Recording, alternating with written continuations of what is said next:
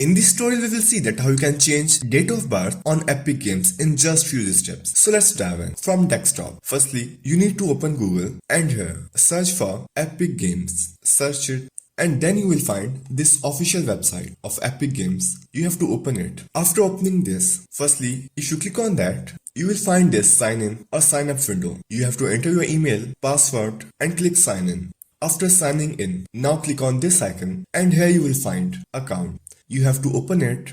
After opening account, you will see here your account information like display name, email address. If you scroll down, you will find more details that you can change. But we want to change our date of birth. So in the left side, you will see parental controls. Here it is. You have to open it and here you have to write your PIN. I will write my own and click on confirm. Here, if I scroll down, as you can see, in Epic Games, our age is 7+. So you just need to drag it to 18 plus or unrated. I will change it to 18 plus. So that's how you can change your date of birth on Epic Games in just few easy steps.